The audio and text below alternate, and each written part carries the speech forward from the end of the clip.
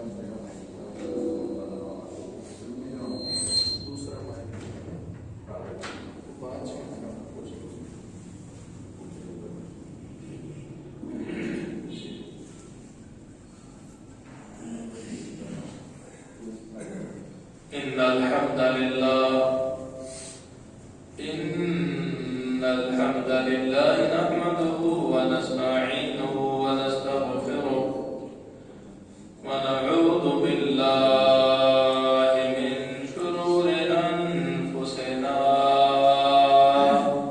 ومن سيئات أعمالنا من يهده الله فلا مضل له ومن يضلله فلا هادي له وأشهد أن لا إله إلا الله وحده لا شريك له وأشهد أن محمدا عبده ورسوله يا أيها الذين آمنوا اتقوا الله حق تقاته ولا تموتن إلا وأنتم مسلمون يا أيها الناس اتقوا ربكم الذي خلقكم من نفس واحدة وخلق منها زوجها وبث منهما رجالا كثيرا ونساء واتقوا الله الذي تساءلون به والأرحام إن الله كان عليكم رقيبا يا أيها الذين آمنوا اتقوا الله وقولوا قولا سديدا يصلح لكم أعمالكم ويغفر لكم ذنوبكم ومن يطع الله ورسوله فقد فاز فوزا عظيما اللهم صل على محمد وعلى آل محمد كما صليت على إبراهيم وعلى آل إبراهيم إنك حميد مجيد اللهم بارك على محمد وعلى آل محمد كما باركت على إبراهيم وعلى آل إبراهيم إنك حميد مجيد أما بعد فإن خير الحديث كتاب الله وخير الهدي هدي محمد صلى الله عليه وسلم وشر الأمور محدثاتها وكل محدثة بدعة وكل بدعة ضلالة وكل ضلالة في النار أما بعد فأعوذ بالله من الشيطان الرجيم يا أيها الذين آمنوا كلوا من طيبات ما رزقناكم واشكروا لله إن كنتم إياه تعبدون ہر قسم کی حمد و ثنا تعریف و ستائش اور کبریائی اللہ سبحانہ و تعالیٰ کی ذات کے لائق ہے انگن درود و سلام جناب نبی مکرم صلی اللہ علیہ وسلم کے ذاتی لائق ہے محترم سامعین شرعی بزنس اور تجارت کے جو احکام و مسائل ہیں قرآن و سنت کی روشنی میں آپ احباب کی خدمت میں باختصار ذکر کیے جا رہے ہیں اس میں کوئی شک نہیں ہے کہ انسان کے جو اعمال صالحہ ہیں انسان کی جو دعا کی قبولیت ہے وہ بنیادی طور پر حلال رزق پہ موقوف ہے جس انسان کے پیٹ میں حرام جاتا ہے جو انسان حرام سے نشو و نما پاتا ہے اللہ رب العزت نہ اس کی دعا قبول فرماتے ہیں نہ اس کا صدقہ خیرات کے خیرات بھی رائے گا، یہاں تک کہ عبادات بھی متاثر ہوتی ہیں۔ اس بنا پر جو بھائی تجارت پیشہ سے منسلک ہیں ان کے لیے از حد ضروری ہے کہ وہ شرعاً خرید و فروخت کے جو تقاضے ہیں، بزنس کے، ٹریڈنگ کے، ان کو معلومات ہونی چاہیے۔ یہ حرام کا اتنا اثر ہے کہ اللہ کے رسول صلی اللہ علیہ وسلم کی حدیث آپ بارہا دفعہ ملاحظہ فرما چکے ہیں کہ ایک شخص لمبا سفر کر کے حج عمرے کے لیے جاتا ہے، بیت اللہ کا طواف کرتا ہے اور اللہ رب العزت سے دعائیں کرتا ہے اور آسمان کی طرف منہ کرتا ہے، ہاتھ اٹھاتا ہے، بڑی آوازاری کا ثبوت دیتا ہے، بڑی گریہ زاری کرتا ہے، لیکن اس کی دعا قبول نہیں ہوتی۔ اللہ رب العزت کو اس کی عبادت کی کوئی پرواہ نہیں ہے۔ وجہ کیا ہے؟ حالانکہ پراگندہ حالت میں گیا ہے، بذات خود سفر ایک قبولیت کا مرحلہ ہوتا ہے۔ مسافر کی دعا اللہ راضی نہیں فرماتے، جس طرح کہ والد کی دعا قبول ہوتی ہے، روزے دار کی دعا اللہ سبحانہ و تعالیٰ قبول فرماتے ہیں، بارش کے وقت کی دعا قبول ہوتی ہے، اذان اور اقامت کا جو درمیانی وقفہ ہے دعا قبول ہوتی ہے۔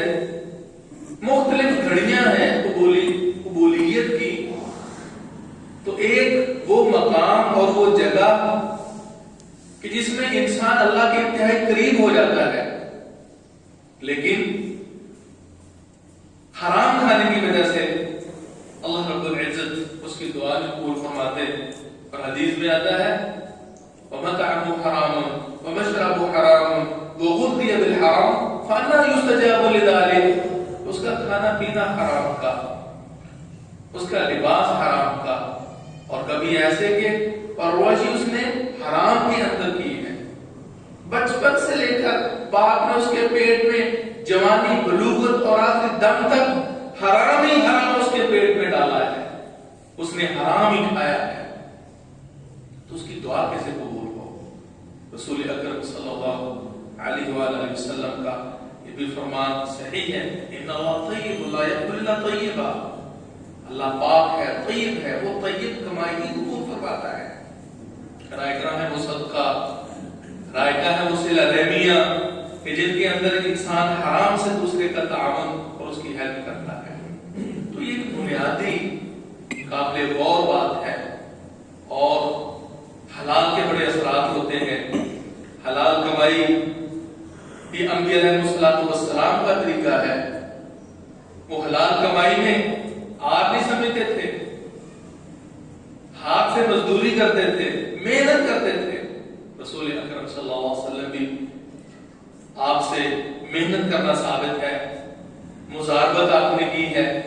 سیدہ خدیجہ رضی اللہ تعالیٰ عنہ کا سامان لے کے تجارت کے لیے نکلے ہیں، لیکن اگر اس میں خیانت ہے، اگر اس کے اندر دھوکہ دہی ہے، فراڈ ہے،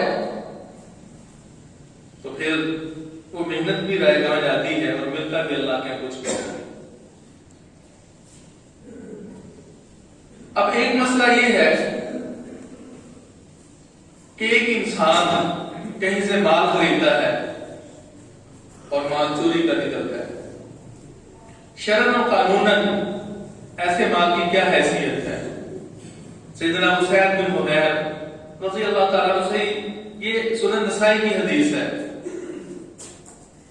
تو وہ شخص مال تو خرید لیتا ہے جو اس کے دام لگتے ہیں، جو طے پاتا ہے، لیکن مالک نام پہنچتا ہے، وہ کہتا ہے مال تو میرا ہی ہے، بالکل اسی حالت میں اس کو ملتا ہے۔ اب شرعاً اس کا کیا حل ہے؟ سنن نسائی کی اس حدیث کی روشنی میں جس کا مفہوم اسید بن حضیر رضی اللہ عنہ حدیث نقل کرتے ہیں، یہ ہے کہ جو انسان بعینی اپنا مال پالے تو پھر دو چیزوں کا اختیار ہے اسے، یا تو اپنا مال اس سے خرید لے، جس کے پاس مال موجود ہے، یا پھر اس چور کا تعاقب کرے جس نے اس کو مال بیچا تھا۔ یہ دو آپشن کب ہیں؟ جب یہ کنفرم ہو جائے، قانوناً پتہ چل جاتا ہے کہ یہ شخص بھی چوری یا اس شخص کے ساتھ ملوث ہے کہ نہیں ہے۔ اب باقاعدہ ایسے اڈے موجود ہیں، ایسے بزنس پوائنٹ موجود ہیں کہ جہاں چوری کا مال بکتا ہے، خریداروں کو پتا ہوتا ہے کہ وہاں سستا بھی ملے گا، معیاری بھی ملے گا، ہوتا وہ چوری کا ہے۔ تو جانتے بوجھتے جو انسان چوری کا مال خریدتا ہے تو پھر تو یقیناً صاحب حق کا حق ہے کہ اس کو قانونی کارروائی اس کے خلاف کرے۔ لیکن اگر اس کو پتہ ہی نہیں ہے اور بالکل لا علم ہے، نہ وہ اس معاملے میں ملوث ہے خریدار، تو پھر اس کا ایک حل یہ ہے کہ وہ مال اصل جو ہے وہ خریدے گا، یہ نہیں کہ پروپیگنڈا کرے گا۔ ہمارے یہاں یہ ہوتا ہے کہ چوری کا مال مل جائے تو جو بیچارہ خریدنے والا بے قصور ہوتا ہے اس کو بھی گھسیٹتے ہیں اور مال بھی پکڑا جاتا ہے۔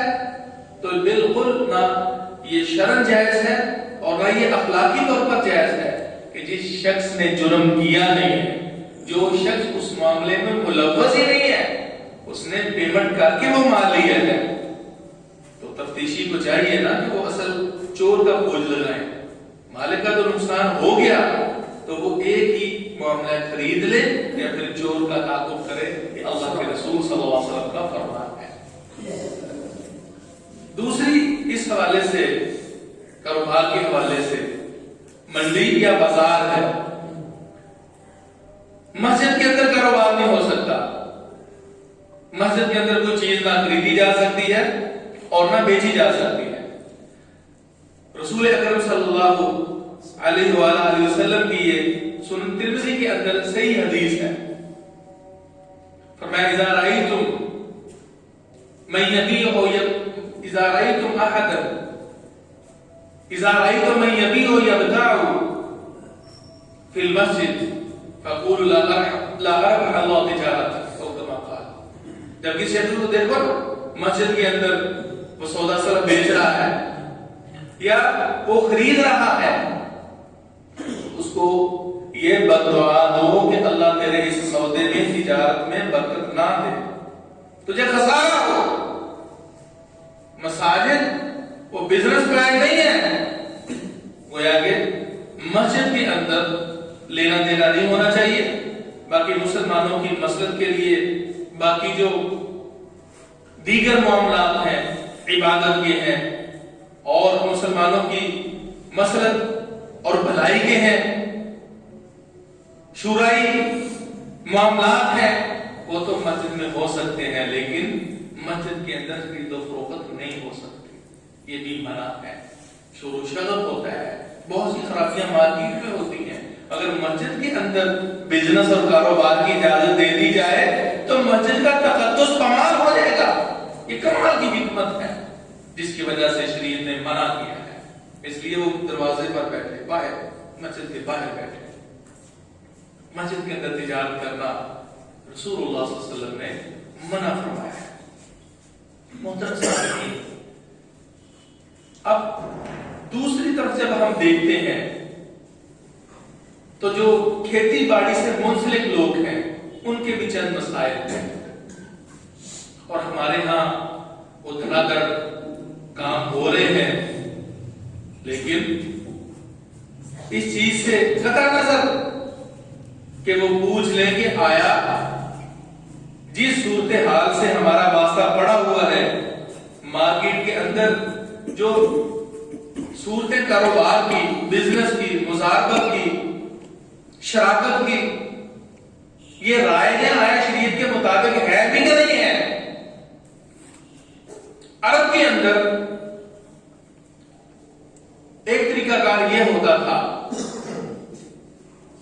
کہ باغ کا مال وہ بیچنا چاہتا تھا، پھل بیچنا چاہ رہا ہے، اب اس کا تخمینہ اور صرف اندازہ ہو سکتا تھا۔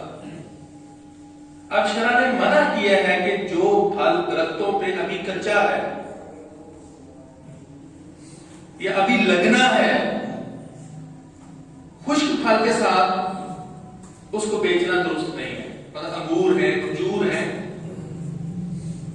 بہت سے علاقوں میں یہ خوب فصل ہوتی ہے،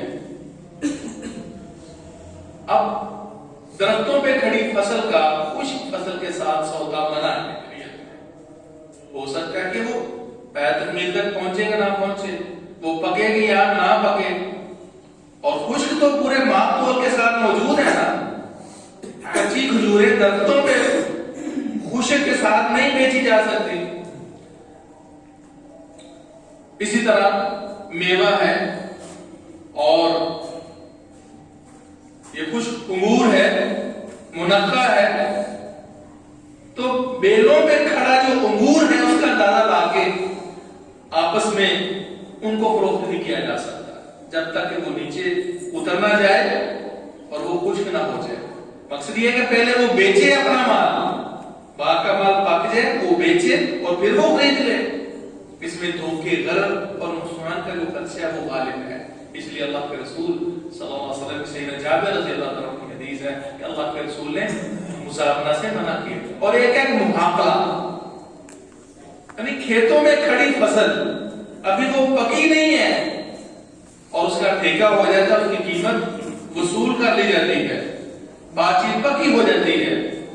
محترم سامعین، کھڑی فصل جب تک کہ پک نہ جائے اور اتارنے کے قابل نہ ہو جائے اس فصل کو نہیں بیچا جا سکتا۔ اس کو محاقلہ شریعت کی زبان میں کہتے ہیں۔ اللہ کے رسول صلی اللہ علیہ وسلم نے اس کو بھی منع فرمایا ہے۔ اور اسی طرح رسول اللہ صلی اللہ علیہ وسلم نے کئی کسانوں کی جو ٹھیکے پہ خرید و فروخت ہے اس سے بھی منع فرمایا۔ بیع السنین اس کو کہتے ہیں یا بیع المعاومہ کہتے ہیں۔ سال ہر سال 2 سال 3 سال 4 سال کی پیشگی ہی انسان تجارت کر لے، اس کو بیچ دے۔ اور ہمارے یہاں یہ سلسلہ چل رہا ہے، امرودوں کا باغ ہے، آموں کا باغ ہے، 5 سال کے ٹھیکے ہو رہے ہیں، پیشگی اس کی پیمنٹ ہو رہی ہے، پھل ہوتا ہے کہ نہیں ہوتا؟ شریعت کے اندر تو یہ ہے کہ جس باغ کی بات چل رہی ہے ابھی تک امرود کا جو پھل ہے اس کا وہ نمایاں ابھی ابتدائی مرحلہ ہے۔ ہاں، جب تک کہ وہ کچا پکا نہ ہو جائے، یعنی پکنے کے قریب نہ ہو جائے، جب یقین ہو جاتا ہے زمیندار کو، جب مالکان کو یقین ہو جاتا ہے، دیکھنے والے بھی کہتے ہیں کہ الحمدللہ فصل پک جائے گی، کچھ دیر کے بعد اتار لی جائے گی، پھر تو جائز ہے۔ لیکن ابھی ابتدائی مرحلے میں ہے، اس کا بور ہی ہے ابھی، اس موقع پر اس کا فصل، اس کی بات کرنا، اس کا ٹھیکہ کرنا شرط ممنوع ہے۔ جلد ہے کہ سال 2 3 4 سال۔ رسول اللہ صلی اللہ علیہ وسلم کے دور میں ایک ایسا ہی معاملہ ہوا۔ اب اگر فریق ثانی کے جو خریدار ہے، آفت آئی، اندھیری آئی، طوفان آیا، وہ سب کچھ اتر جاتا ہے، جھڑ جاتا ہے، اب وہ بیچارہ کیا کرے؟ نقصان سے 2 4 ہوا کہ نہ ہوا؟ جبکہ جو بائع ہے اس کا شرعاً یہ استحقاق نہیں ہے کہ وہ سے قیمت وصول کرے۔ اللہ کے رسول صلی اللہ علیہ وسلم کی خدمت میں ایک شخص حاضر ہوا، آپ کی عدالت میں یہ مقدمہ پیش ہوا۔ وہ جھگڑا کیا تھا کہ بائع نے تو اپنا جو باغ دیا ہوا تھا، خریدار نے خریدا، اب یہ کہ آندھی سماوی یا عرضی آفت آئی، آندھی طوفان، وہ پھل نہیں ہوا، ضائع ہو گیا۔ اب اس نے زمین قبضے میں تھی، کہتا مجھے 1 سال اور مزید دیا جائے تاکہ میں نے قیمت دی ہے اور آئندہ میں پھل لے سکوں۔ وہ کہتا جی ٹھیکہ 1 سال کا تھا، کہتا مجھے تو کچھ بھی حاصل نہیں ہوا۔ رسول اکرم صلی اللہ علیہ وسلم کی خدمت میں جب حاضر ہوئے، آپ نے سنا تو اللہ کے رسول نے کہا، فرمایا لما یأخذ احدکم، بھئی تم میں اس طرح کے معاملے میں ایک مسلمان دوسرے سے کیسے قیمت وصول کر سکتا ہے؟ منع فرمایا اللہ کے رسول، آپ نے ڈانٹا ہے، جس کا مقصد یہ ہے کہ نقصان کی صورت میں آپس میں کچھ نہ کچھ سمجھوتا کر لینا چاہیے۔ بہتر تو یہ ہے کہ کچھ بھی نہ لے، لیکن سارے کا سارا نقصان اسی کے کھاتے میں ڈالنا یہ شرعاً منع ہے۔ اگر اس کے ہاتھ میں ہوتا اور باغ اس نے نہ بیچا ہوتا تو پھر کیا کرتا؟ نقصان برداشت کرتا نا۔ لہذا یہ صورت ناجائز ہے۔ ایک سال کے ٹھیکے میں بھی اگر نقصان ہو جائے اور اتنا نقصان ہو کہ جو مشتری ہے، خریدار ہے، بیچارے کو کچھ نہیں بچتا، تو بائع کو اس کے نقصان کی تلافی کرنی چاہیے، کچھ نہ کچھ آپس میں انڈرسٹینڈنگ کر لینی چاہیے، یہ شریعت چاہتی ہے۔ اور اسی طرح رسول اللہ صلی اللہ علیہ وسلم کی حدیث کی روشنی میں جب ہم ایک اور معاملے کو جو کہ مارکیٹ کے اندر رائج ہے، وہ یہ ہے کہ زمین خریدتے ہیں، مکان، دکان، پلاٹ یا کچھ اور، تو اس میں بیانہ دیا جاتا ہے۔ اس کو عربی زبان میں بیع قربان کہتے ہیں، ہماری زبان کے اندر اس کو جو سابقہ کچھ نہ کچھ پیمنٹ کی جاتی ہے بطور گارنٹی اور ضمانت کے، کہ جو بائع ہے آپ کے لیے متعین ہو جائے، آپ نے اسے بات چیت کی کہ آپ بھی اسی کے خریدار ہیں۔ اب ہوتا یہ ہے مختلف عذر پیش آ سکتے ہیں، کبھی جو بیچنے والا ہے کوئی پرابلم ایسی سامنے آ جاتی ہے، یا وہ سمجھ رہا ہوتا ہے کہ فی الوقت مجھے نہیں بیچنا چاہیے، یا کوئی اختلاف فیملی کے اندر ہو جاتا ہے، مختلف اسباب ہو سکتے ہیں بائع کے ساتھ بھی، اور اس کا جو خریدار ہے اس کو بھی کوئی مسئلہ لاحق ہو سکتا ہے۔ اب اس نے بیانہ دیا ہوا ہے، مثلا زمین خرید رہا ہے، اس نے 10,000 بیانہ دیا ہے، 50,000 اس نے بیانہ دیا ہوا ہے۔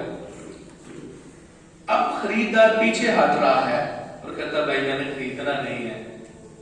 وہ چیز آئے کہ بہت بڑے جو معاشرتی طور پہ چل رہا ہے، چیز آئے کہ بہت بڑی ٹینشن کا شکار ہو، وہ اسی میں عافیت سمجھ جائے کہ کوئی بات نہیں، اب تو 10 کا نقصان ہے نا، برداشت کرتا اور پیچھے ہٹ جاتا ہے۔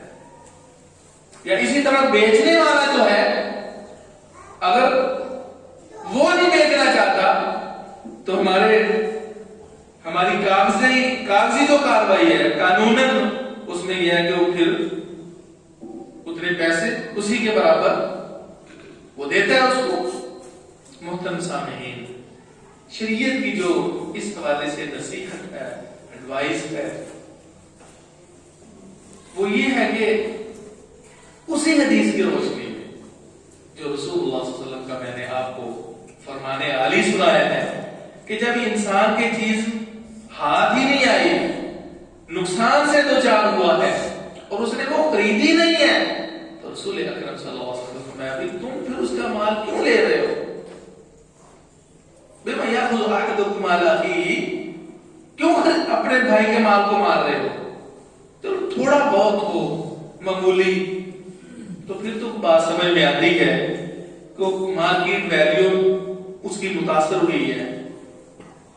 آخری ذہن میں آتا ہے نا، گاڑی خریدی، کوئی اور چیز خریدی، کبھی وہ چھوڑ کے چلا گیا، تو پھر وہ اگلا آدمی سوچتا ہے کہ شاید کوئی پرابلم ہوگی، جو باقاعدہ ایک سمجھوتا اس کو ختم کیا گیا ہے اور کرو تو جو وہ سودا وہ کینسل کر دیا گیا ہے، 100 خیالات آتے ہیں، تو گویا وہ سودا ممکن ہے دیوالیوں بھی ہو جائے۔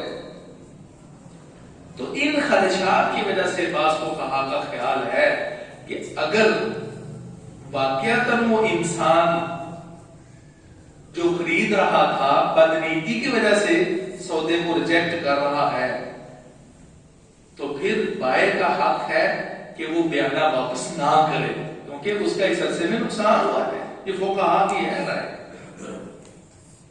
اور جو اس حوالے سے حدیث ہے کہ اللہ کے رسول نے بیانہ رکھنے سے منع فرمایا، نہا بیع القربان، بیانہ مارنے سے منع فرمایا ہے، اس میں کوئی مستند حدیث نہیں ہے، وہ ضعیف ہے، اس وجہ سے معاملہ اختلافی ہو گیا۔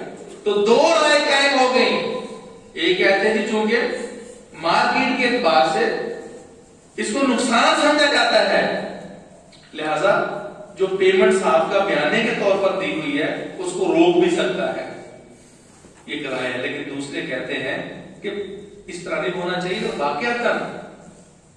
واقعتاً عذر شرعی ہے، جائزہ لے کر تو پھر بیانہ نہیں مارنا چاہیے۔ ہمارے یہاں یہ عام ٹرینڈ چلا ہوا ہے، اور اس حوالے سے کہ مسائل سننے میں آتے ہیں تو اظہار اور قربانی کا خطابہ یہ ہے، ایک مسلم ہونے کی حیثیت سے ایک یہ ذمہ داری بنتی ہے کہ انسان بے لوث ہو کر اپنے مسلمان بھائی کی خیر خواہی کرے۔ ایسے خیر خواہوں کو کبھی دنیا میں نقصان نہیں ہوتا، یقین کیجئے، جو اپنے بھائیوں کے ساتھ اظہار و قربانی کا ثبوت دیتے ہیں، کبھی وہ دنیا میں گھاٹا نہیں کھاتے۔ بظاہر محسوس ہوتا ہے کہ لاس ہو رہا ہے، ہمارا سودا دیوالیو ہو گیا ہے، لیکن رب کائنات کی رحمت سے اللہ رب العزت اس کے نقصان کی تلافی ضرور فرما دیتے ہیں۔ یہ ضرور اصول اور قاعدہ اپنے ذہن میں رکھیے۔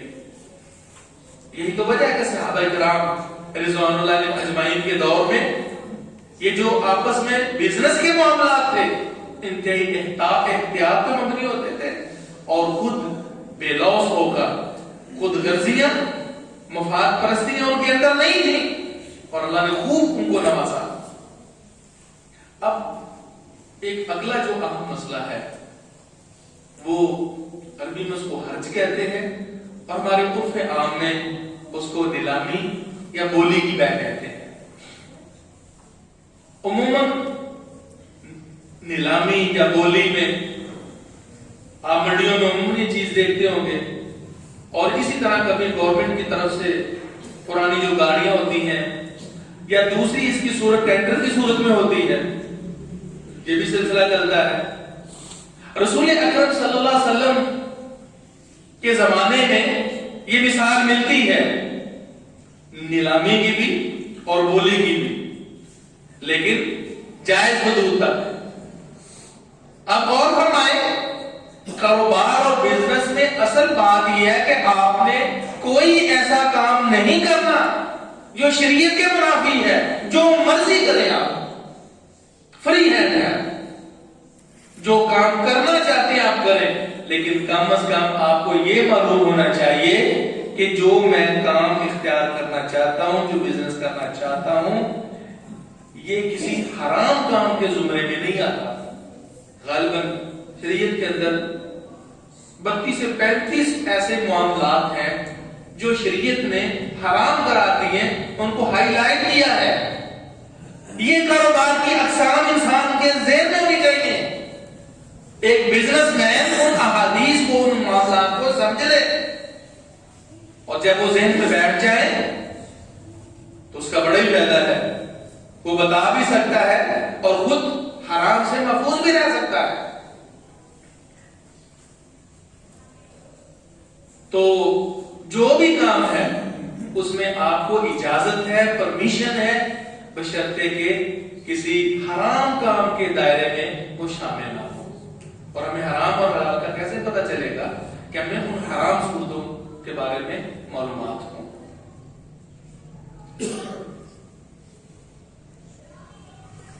تو کوشش یہ ہونی چاہیے کہ ہم اس حوالے سے جو شرعی بزنس کے مسائل کو پڑھیں۔ اب یہ جو بولی ہے یا نیلامی کا معاملہ ہے، ہوتا یہ ہے عموماً جو دیکھنے میں یا سننے میں، یا عموماً نہ کہیے، ایسے بھی ہوتا ہے بعض جگہوں پہ کہ فراڈ اور دھوکہ ہوتا ہے۔ رسول اکرم صلی اللہ علیہ وسلم نے اس سے منع فرمایا، نہا عن النجش، جس کو بولی بڑھانا اور اس میں کہتے ہیں نا، اس سے اللہ کے رسول نے منع فرمایا۔ جو بائع ہوتا ہے نا، اس نے کچھ نہ کچھ ایسے افراد تیار کیے ہوتے ہیں منڈی میں، تو انہیں سودا صرف خریدنا نہیں ہوتا، دیکھا ہے کہ اب بولی لگ رہی ہے، چیز کی نیلامی ہو رہی ہے، تو وہ 1 2 3 فوراً آپ گھستے ہیں حقیقت تو یہ ہے کہ جو خریدار ہے اس نے بھی اس مال کی حیثیت، جو جس کا شعبہ ہوتا ہے، جو جس کا کام ہوتا ہے، اس کی مارکیٹ ویلیو اور اس حوالے سے اس کی کوالٹی کو وہ جانتا ہوتا ہے. تو وہ تو جو جائز اور مناسب اپنی حد تک اس کی بولی لگاتا ہے، لیکن وہ کیا کرتے ہیں؟ خریدنے کی نیت میں وہ بولی کو بڑھاتے ہیں. 500 اب وہ ایسے ہی 600. اب وہ بولی آگے ٹکتی ہے نیلامی مثال کے طور پر 550 پہ، وہ اور اٹھا دیتے ہیں 600. حالانکہ وہ اصل اس کی قیمت نہیں ہوتی حالات کے مطابق، منڈی کے مطابق. تو اللہ کے رسول صلی اللہ علیہ وسلم نے ایسا جو بائے، ایسے اشخاص کو جو رکھتا ہے اور اس قسم کی جو بے ہے اسے منع فرمایا ہے. اس قسم کی بغیر کسی خریداری کی نیت کے صرف بولی کو بڑھانا اگلے اشخاص یا خریداروں کو پھنسانے کے لیے شرع حرام ہے. سنت سے یہ ثابت ہے جو مالک ہے، بیچنے والا ہے، وہ بولی بڑھائے کوئی حرج نہیں ہے. جب تک مناسب قیمت نہیں لگتی وہ نہ فروخت کرے، بولی بڑھاتا چلا جائے، پوچھتا چلا جائے، یہ تو جائز ہے. اس لیے ہمیں سنت سے رسول اللہ صلی اللہ علیہ وسلم سے 2 اگزامپل ملتی ہیں، 2 مثالیں ملتی ہیں. ایک صحابی رسول اکرم صلی اللہ علیہ وسلم کی خدمت میں حاضر ہوا اور ان کے پاس ٹاٹ سمجھ لیجیے، اس کو ہیلس عربی میں کہتے ہیں، بوریا کہہ لیجیے، اور دوسری چیز ان کے پاس پیالہ تھا، وہ بیچنا چاہتا تھا. ترمذی شریف میں یہ حدیث آتی ہے، رسول اکرم صلی اللہ علیہ وسلم نے اس کی بولی لگائی اور 1 درہم میں ایک صحابی خریدنا چاہ رہے تھے. تو آپ علیہ الصلوۃ والسلام نے اس حوالے سے فرمایا میں یزید علی درہم، بھائی اس سے مزید کون قیمت بڑھائے گا، کون دے گا؟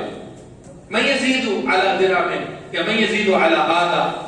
تو بیچنے والا جب تک مناسب دام نہیں لگتے بڑھا سکتا ہے، وہ پوچھ سکتا ہے، لیکن کمٹمنٹ کے ساتھ، دھوکہ دہی کے ساتھ خریداروں میں آپس میں نہیں ہونا چاہیے. یا وہ آپس میں ایسے لوگ جمع ہو جائیں جی اس سے آگے ہم نہیں جانا، اتفاق علیہ، یہ بھی پائے کو نقصان دینے والی بات ہے. یہ خیر خواہی اور بندش ہے لکل مسلم کے خلاف ہے.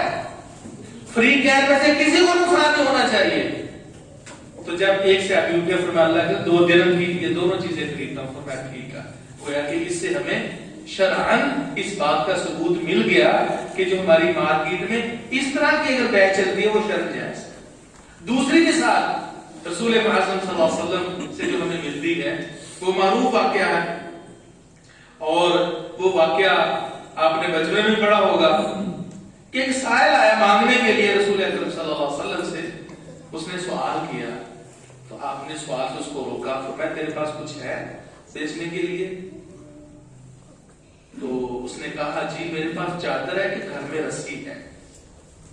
مطلب سامنے غور فرمائیے، اللہ کے رسول صلی اللہ علیہ وسلم کا دور ہے،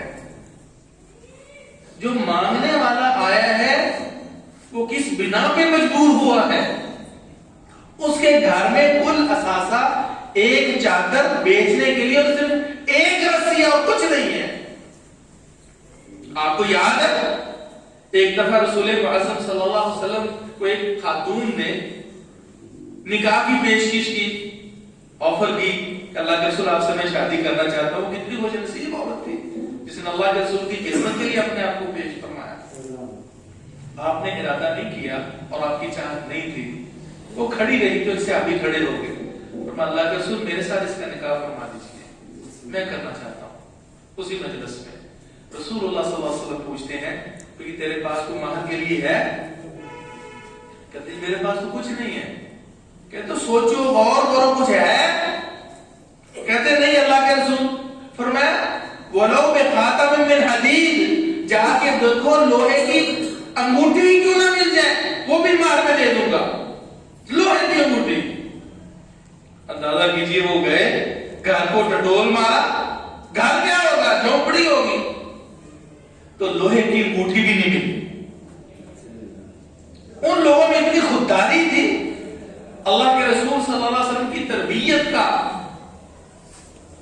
اور اللہ کے رسول صلی اللہ علیہ وسلم کی رفاقت میں رہ کر یہ اثر تھا کہ وہ گھشی کھا کے زمین پہ گر جاتے تھے، لیکن اپنی ذات کے لیے کسی دوسرے سوال نہیں کرتے تھے، جس طرح کہ سیدنا ابو ہریرہ رضی اللہ تعالیٰ عنہ کے بارے میں آتا ہے قرآن کی آیت سے اشارے کر کر کے وَيُطْعِمُونَ الطَّعَامَ عَلَىٰ حُبِّهِ مِسْكِینًا وَیَتِیمًا وَأَسِیرًا کی تفسیریں پوچھتے تھے۔ یہ تربیت اسلام کی محمد رسول اللہ صلی اللہ علیہ وسلم کی۔ یہ جو ہے بکاریوں کا سسٹم، مانگنے کا سسٹم، شریعت میں اس کا کوئی کانسیپٹ نہیں ہے۔ ہاں کہ جب واقعات انسان مجبور مقہور کھانے کے لیے نہیں ہے، واقعات کچھ نہیں ہے، تو پھر بوقت ضرورت قوت لا یموت کے طور پر انسان زندگی کے سانسوں کو بحال کرنے کے لیے مانگ لے تو کوئی حرج نہیں۔ ایسی مثالیں ملتی ہیں۔ اب انگوٹھی بھی لوہے کی نہیں ہے، پھر پوچھتے ہیں بھی تیرے پاس کوئی قرآن مجید یاد ہے، کوئی سورتیں یاد ہے؟ صحابی اللہ کے رسول فلاں فلاں فلاں فلاں مختلف متعدد صورتیں گنوا دی، اللہ کے رسول کی مجھے سب کی سب حفظ ہے۔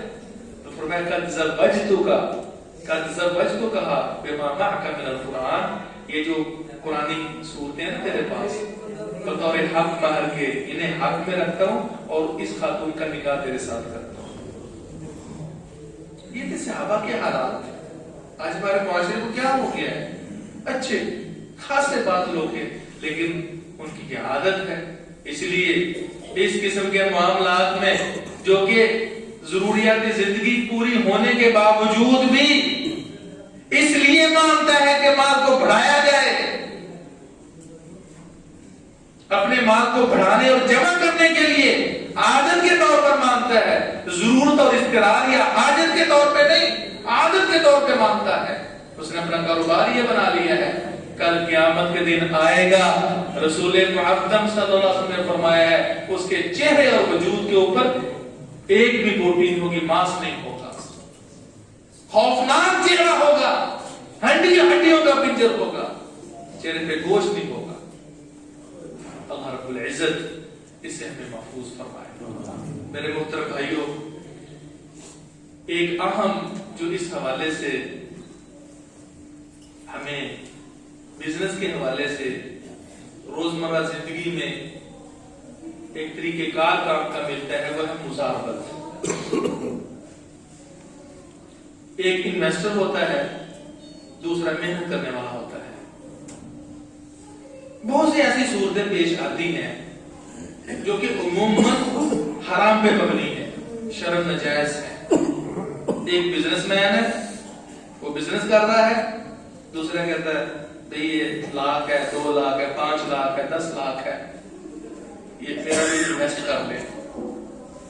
وہ اپنا حساب کتاب لگاتا ہے، کہتا ہے ٹھیک ہے جی، آپ کو پر لاکھ 2000 دے دوں گا، 2500 دے دوں گا، 3000 دے دوں گا، منتھلی فکس آپ کو یہ مل جائے گا۔ اس کی شریعت میں کوئی نظیر نہیں ہے، یہ شرط حرام ہے۔ اس میں تو لاس والا پرابلم ہی نہیں ہے۔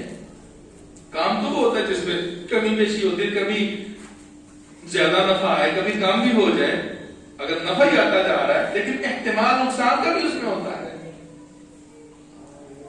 تو رسول اللہ صلی اللہ علیہ وسلم کی جو مزاربت کی صورتحال ہے، یہ قسم ہے، اس کی مثال یا اس کا صحیح طریقہ کیا ہے، یہ سنت سے ثابت ہے کہ ایک نے اپنا مال انویسٹ کیا ہے، دوسرا اپنی محنت اور ہنر سے اس کاروبار کو ترقی دیتا ہے، اس کو بڑھاتا ہے۔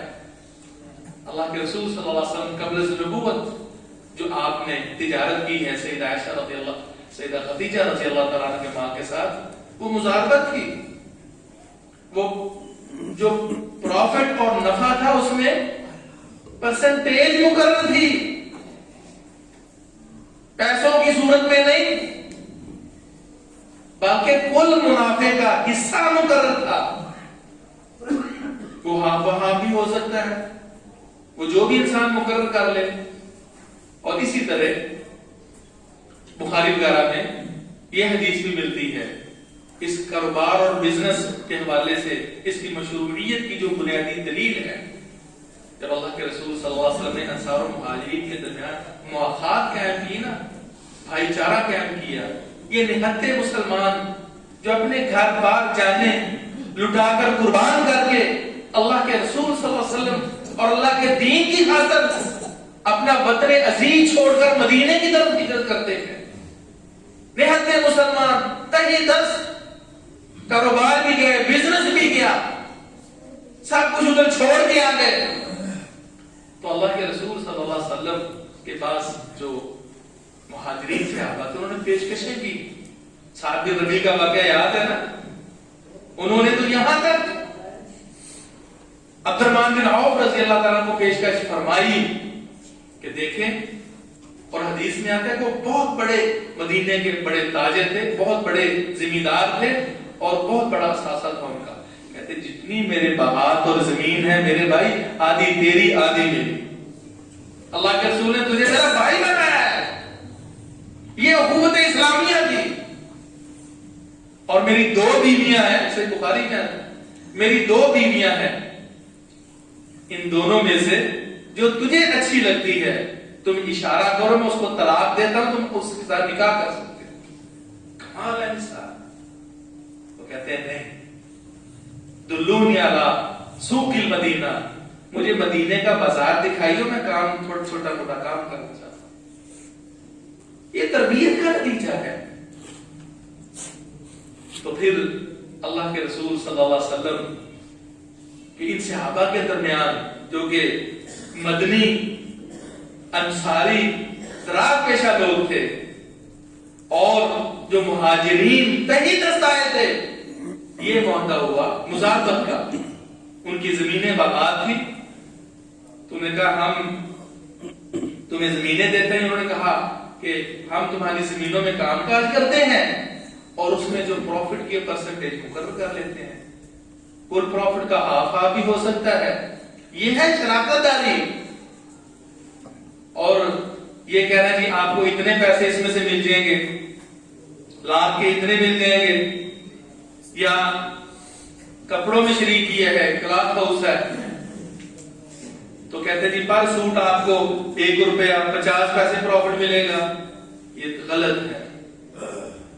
جو بھی ڈپارٹمنٹ ہے یا شعبہ ہے, جی چاہتا ہے یا پھر امکانیات میں ہے تو پھر اس کو اپنا شریک کار بنائے, شرعی طریقے سے اسے مزاربت کرے. اور وہ کیا ہے کہ اس سے پرسنٹیج مقرر کر لے. یہ اللہ کے رسول صلی اللہ علیہ وسلم کے حدیث میں ہے. اور خیبر والے جو لوگ تھے, جب مسلمانوں نے خیبر کو فتح کیا ہے تو یہودیوں کے ساتھ بھی یہی کمٹمنٹ ہوئی تھی. اللہ کے رسول صلی اللہ علیہ وآلہ وسلم نے انہیں بھی کہا کہ زمینیں تمہارے ہاتھ میں رہیں گی, باغات تمہارے ہاتھ میں رہیں گے, تم محنت کرو گے, ساری محنت تمہاری ہوگی, لیکن تمہارے اور ہمارے درمیان جو پروفٹس اور جو منافع جات ہوں گے وہ ہاف ہوں گے, اگر تمہارا آدھا. یہ ہے طریقے کا.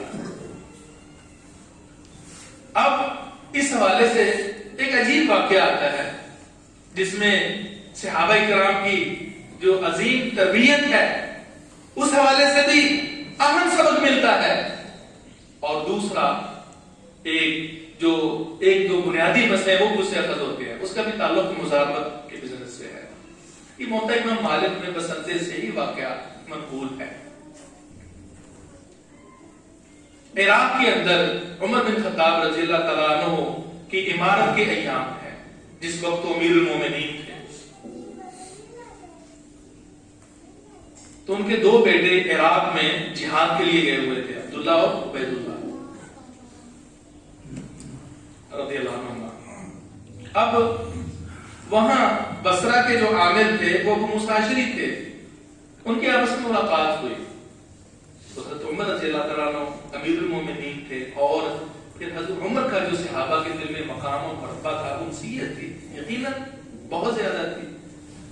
تو حضرت ابو مساشری فرماتے ہیں کہ یہ کچھ مال ہے, تم نے امیر المومنین کو پہنچانا ہے, لیکن میں تمہیں بطور قرض دیتا ہوں, تمہیں فائدہ پہنچانا چاہتا ہوں کہ تم نے لے کے جانا, سفر بھی کرنا ہے, عراق سے جانا ہے, تمہیں بھی وہ فائدہ پہنچ جائے. بیت المال کا یہ مال ہے اور اتنا ہے, ایسے کرو کہ ادھر سے مال خریدو, مدینے میں جا کے بیچ دو اور جو اصل بیت المال کا حصہ ہے امیر المومنین کو جمع کرانا اور پروفٹ سے خود فائدہ اٹھانا. تم نے محنت کی ہوگی. بڑے خوش ہوئے, مال خریدا, مدینے میں جا کے بیچا انہوں نے, ان کو فائدہ ہوا. سیدنا عمر رضی اللہ تعالیٰ عنہ کو پتا چلا بھی یہ کہاں سے مال آیا. جب ان کو دیا نا تو انہوں نے بتایا کہ امیر المومنین یہ ابو موسیٰ اشعری رضی اللہ عنہ دیا تھا اور بیت المال کا ہے تو ہم نے آپ کو اس کا حق لوٹا دیا. وہ فرماتے ہیں باقی لوگوں کو بھی انہوں نے اتنا دیا تھا. کہتے نہیں, کہتے اس کا مطلب ہے یہ جو تم نے مفادات اٹھائے ہیں یا تمہیں فائدہ پہنچایا گیا نا وہ صرف اس وجہ سے کہ انہوں نے کہا کہ یہ امیر المومنین کے لیے ہے, میری وجہ سے, میرے اقتدار کی وجہ سے تمہیں فائدہ پہنچا ہے, لہذا میرے اقتدار میرے منصب کی وجہ سے تم فائدہ نہیں اٹھا سکتے. میرا فیصلہ یہ ہے یہ جتنے بھی پروفٹس جتنا بھی فائدہ ہوا ہے اصل زر کے ساتھ بیت المال میں لوٹاؤ, واپس کرو. سیدنا عبداللہ تو خاموش رہے لیکن عبید اللہ جو تھے وہ کہتے ہیں جی اگر وہ جو بیت المال کا بطور امانت ہمیں مال ملا تھا وہ سارے کا سارا ضائع ہو جاتا یا بزنس میں نقصان ہو جاتا تب بھی ہم دیتے. امیر المومنین خاموش رہے. مقصد یہ کہ وہ تم پر دند اور جرمانہ نہیں تھا. تو جب ہم پر اس کی ادائیگی نقصان کی صورت میں ضروری نہیں تھی تو مقصد یہ ہے کہ ہم نے محنت کی ہے, ہم نے کوشش کی ہے, ہمیں اس کے مفادات بھی ملنے چاہیے. حضرت عمر رضی اللہ تعالیٰ عنہ نے کہا نہیں. پھر وہ دوبارہ انہوں نے یہی تکرار کی کہ ہم نے محنت کی ہے. تو پاس عبد الرحمن بن عوف رضی اللہ عنہ وہ تھے تو کہتے ہیں امیر المومنین یہ تو بات ٹھیک ہے کہ انہوں نے محنت کی ہے, ان کی محنت کا معاوضہ ہونا چاہیے, بیت المال کا مال اس کو بھی فائدہ ہو رہا ہے. تو اس موقع پر سیدنا عمر رضی اللہ تعالیٰ عنہ نے ان کی یعنی اس رہنمائی پر جو آدھا پروفٹ تھا بیٹوں کو دے دیا اور اصل زر اور آدھا جو پروفٹ تھا وہ بیت المال میں جمع کرا دیا. معلوم ہوا اس سے کہ انویسٹر اور محنت کرنے والا ہاف بھی کر سکتا ہے, بلکہ صحابہ کے دور میں رسول اللہ صلی اللہ علیہ وسلم کے دور میں یہی طریقہ رہا ہے. لیکن پھر بھی جس پہ بھی کمٹمنٹ ہو جائے 30% پہ ہو جائے, 20 پہ ہو جائے, 20 پہ ہو جائے, 10% پہ ہو جائے, ہونی فیس بھی مقرر ہے, پر پیس پیسے مقرر نہیں ہوں گے. دوسرا مسئلہ یہ ثابت ہوا کہ اگر کسی شخص کو امانت دی گئی ہے, کسی نے امانت پکڑائی اور وہ امانت سے طرف ہو گئی, اس کا اس میں قصور نہیں ہے, کوئی سستی نہیں ہے اور اس نے خیانت کا اس میں مرتکب نہیں ہوا, تو اب وہ جو پیسے ضائع ہو گئے ہیں جو امین شخص ہے کیا ہوگا وہ لٹائے گا. اگر کوئی شریعت اگر امانت تلف ہو جاتی ہے تو اس کا پابند نہیں ہے, لہذا وہ نقصان اگر سمجھا جائے گا تو وہ اصل انسان جو امانت دینے والا اس کا ہی نقصان سمجھا جائے گا. اس کے پاس بھی ضائع ہو سکتا تھا نا. لیکن قرض کی صورت میں کسی کو قرض دیا ہے تو یہ شریعت میں ملتا ہے کہ اگر وہ لیا ہوا قرض اس سے اگر ضائع ہو جاتا تو اس کا واپسی کا وہ پابند ہوگا. اللہ رب العزت سے یہ دعا ہے کہ اللہ ہمیں شریعت کے مطابق اپنے معاملات کو درست کرنے کی توفیق نصیب فرمائے. محترم سامعین, اللہ کے رسول صلی اللہ علیہ وسلم کے فرامین کی روشنی میں صحابہ کے واقعات دیکھ لیجئے, خود رسول اللہ صلی اللہ علیہ وسلم کے معاملات دیکھ لیجئے, وہ بالکل صاف ستھرے ہوا کرتے تھے. اب کہ اگر سودے میں کھوٹ بھی ہے نا تو اس کو ہم کھرا بتاتے ہیں اپنی قسموں سے, اپنے جھوٹ سے. اور جو شریک ہوتا ہے اس تعاقب میں ہوتا ہے نا مزاربت میں شراکت ہے. اب جو محنت کرنے والے جھوٹ سے کام لے یا دو بھائی آپس میں شراکت داری کرتے ہیں, ایک دوسرے کے پارٹنرشپ پہ معاملہ ہو رہا ہے, تو یاد رکھیے اگر دونوں میں سے کسی ایک کی نیت میں بھی کھوٹ آ گیا تو وہ کاروبار بزنس کبھی بھی پروفیٹیبل نہیں ہوگا, وہ کبھی بھی ترقی نہیں کرے گا. رسول اکرم صلی اللہ علیہ وسلم کا یہ صحیح انا خالص شریکین ما لم یکن احدهما صاحبا، میں دو شرکاء کے ساتھ تیسرا میں ہوتا ہوں. اللہ عز و جل فرماتے ہیں تیسرا میں ہوتا ہوں. اور جب ان میں سے کوئی ایک اپنے بھائی کی خیانت کرتا ہے میں ان دونوں میں سے خرچ تو بینما میں نکل جاتا ہوں. جب تک اللہ رب العزت اس میں ہوتے ہیں جیسے اس کی شان کو لائق ہے، اس وقت تو وہ کاروبار بڑھتا ہے، ترقی کرتا ہے. اللہ رب العزت اس کے فوائد سے بہرہ بر فرماتے ہیں. لیکن جب دونوں میں سے کسی ایک کی نیت میں کھوٹ آ جائے تو پھر رب تعالیٰ تو نکل جاتا ہے، شیطان آ کے وہاں اپنا ڈیرا ڈال لیتا ہے اور وہ بزنس کا بھی ترقی نہیں کرتا. اور ایسی مثالیں یعنی خود وہ لوگ جو کہ عرصہ دراز سے ٹرانسپورٹر، اپنی فیملی میں نے مثال دیکھی ہے، وہ 3-4 بھائی، بس یہی تھا کہ جس کو موقع ملا نا ذمہ داری وہی اس میں حق تلفی کرنے والا، خیانت کرنے والا. اب ہوا کہ جس دور میں کسی کے پاس بمشکل بائیسیکل موٹر سائیکل نہیں تھی، ان کے پاس گاڑیاں تھی، وہ گاڑیوں سے آگے اپنی ذات کے لیے موٹر سائیکل نہیں خرید سکے، اس لیے کہ ان شرکاء میں خیانت تھی، بددیانتی تھی، باوجود ہے کہ اس دور کے حساب سے وہ کروڑوں کا کاروبار ہوگا. تو جب آپس میں خیانت نہیں ہے، امانت داری ہے، تو چھوٹے سے بزنس کو بھی اللہ بڑا چڑھا کر بہت بڑا کر دیتا ہے. تو شراکت اس اعتبار سے بڑا خیر و برکت کا معاملہ ہے. انسان اکیلا کرتا ہے کہ سارے پروفٹس میں سنبھال لوں، اور ایک خیر و برکت کے حصول کا یہ بھی طریقہ ہے کہ انسان کی نیت سے کہ اللہ رب العزت کا خصوصی فضل و کرم ہو، کسی بھائی کو درمیان میں انوالو کر لیتا ہے حسن نیت کے ساتھ کہ میں فائدہ اٹھا رہا ہوں، میرا بھائی بھی فائدہ اٹھائے، تو یقین کیجیے وہ پرسنل نہیں ہو سکتا ہے، شخصی طور پر آپ کو وہ فائدہ نہ ہو جو کہ دوسرے بھائی کو ساتھ ملانے کی وجہ سے اللہ رب العزت آپ کے مال و جان میں برکت دے. اللہ مجھے اور آپ کو سمجھنے کی توفیق نصیب فرمائے. سبحان ربک رب العزت عما یصفون والسلام علی المرسلین. إن الحمد لله نحمده ونستعينه ونستغفره وأشهد أن لا إله إلا الله وحده لا شريك له وأشهد أن محمدا عبده ورسوله أما بعد. محترم بھائیو، ایک بات مختصر طور پر آپ کی خدمت میں عرض کرنا چاہتا ہوں. آپ نے لاہور یونیورسٹی کا ایک کیس سنا ہوگا. لاہور یونیورسٹی کی ایک بچی، ایک غریب باپ کی بیٹی، آپ کو یونیورسٹیوں کے ماحول کا پتہ ہے، تو آپس میں ان کی انڈرسٹینڈنگ کلاس فیلو تھے، معاملہ گناہ اور غلطی پر چلا گیا اور وہ حاملہ ہو گئے. اور پھر یہ معاملہ ہوا کہ جو بلیک میلر تھا وہ اسٹوڈنٹ، اس نے مجبور کیا کہ اب تو معاملہ خراب ہو جائے گا، تو ابارشن کے لیے اس کو مجبور کر کے پیسے گھر سے وہ غریب باپ سے 1.5 لاکھ روپیہ لے کے آئے اور لاہور کے کسی نجی ہاسپٹل میں اس کو ابارشن کروائی. لیکن بدقسمتی کی بات ہے کہ اسی دوران میں اس کی ڈیتھ ہو گئی. برائی کا نتیجہ. اور پھر ایک وہ بچی کی جس کے بارے میں والدین کے کیا سہانے خواب ہوں گے.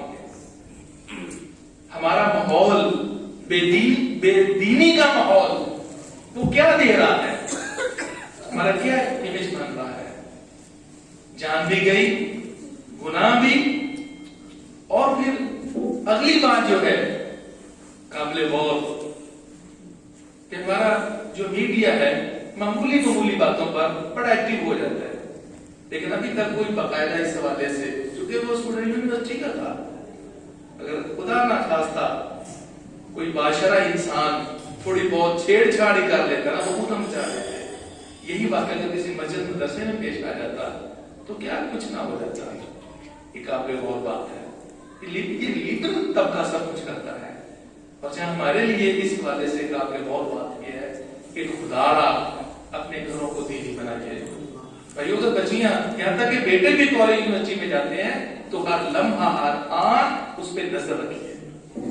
آپ کی نظر سے اوجھل نہیں ہونے چاہیے، اس کی ایکٹیویٹیز پہ آپ نظر رکھیں کہ بیٹی یہ اللہ کی بہت بڑی نعمت ہے، لیکن آپ کی معمولی سی سستی اور کاہلی کی وجہ سے وہ ایام بھی دیکھنے پڑ سکتے ہیں کہ جو ساری زندگی اس کا تصور بھی نہیں ہوتا۔ اللہ ہمیں ایسی آزمائشوں سے محفوظ کرے۔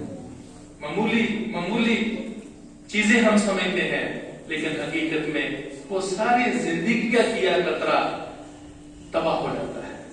بےعزتی، ندامت، یہاں تک کہ شریف نے یہاں تک پابندی کی ہے کہ اگر بچی بیٹی عورت گھر سے نکلتی ہے تو رسول اکرم صلی اللہ علیہ وسلم فرماتے ہیں اگر وہ باحجاب ہوگی نا نکلتی، خوشبو لگا کے نکلتی ہے، استشرف شیطان بڑا جھانک کے ایڑیاں اڑا کے اٹھا کے دیکھتا ہے اور فرمایا فہی زانیہ، وہ بدکارہ ہے۔ حالانکہ اس کے ذہن میں تصور بھی نہیں ہوگا گناہ کا، لیکن شریعت نے اس درجہ پابندی عائد کی ہے کہ ہر وہ ذریعہ اور ہر وہ سبب جو کہ دوسرے کو گناہ میں ملوث کرنے کا اور معاشرے کی خرابی کا باعث عورت کے ذریعے بن سکتا ہے، اس کو روکتی ہے۔ عطر لگا کے نکلتی ہے، فرمایا وہ بدکارہ ہے، اس لیے کہ وہ پیش قدر ہے، سبب بن نہیں ہے گناہ کا۔ اور بھی بہت سی ہدایات ہیں، انشاءاللہ پھر کسی موقع پر عرض کریں گے۔ اللہ ہمیں اس بات کی توفیق نصیب فرمائے کہ ہم بچوں کی دینی تربیت کریں، دینی تربیت کے رنگ میں ان کو رکھیں اور ان کا باقاعدہ جو ہم پر شرعی ایک ذمہ داری عائد ہوتی ہے ان کا پورا خیال رکھیں۔ اللہم ربنا آتنا فی الدنیا حسنہ وفی الآخرۃ حسنہ وقنا عذاب النار۔ اللہم اشف مرضانا ومرضى المسلمین یا قاضی الحاجات اقض حاجاتنا وحاجات المسلمین۔ اللہم اعصمنا عاقبتنا فی الامور كلها واجرنا من خزي الدنيا وعذاب الآخرہ۔ آپ کو معلوم ہو کہ حاجی صدیق صاحب ان کی بیٹی فضائل سے فوت ہو چکی ہے، نماز جنازہ تو ان کی جمعے کے فوراً بعد جامع سلفیہ میں ہوگی، لیکن آپ احباب کی خدمت میں زیادہ ان کی حق میں دعا ہو رہی ہے۔ اللہ ان کے مغفرت فرمائے۔ اللهم اغفر لها وارحمها وعافها واعف عنها واكرم نزلها ووسع مدخلها واغسلها بالماء والثلج والبرد۔ اللهم نقها من الخطايا كما ينقى الثوب الابيض من الدنس۔ اللهم ابدل دارا خيرا من دارها واهلا خيرا من اهلها وزوجا خيرا من زوجها وادخلها الجنه سبحان ربك رب العزه عما يصفون وسلام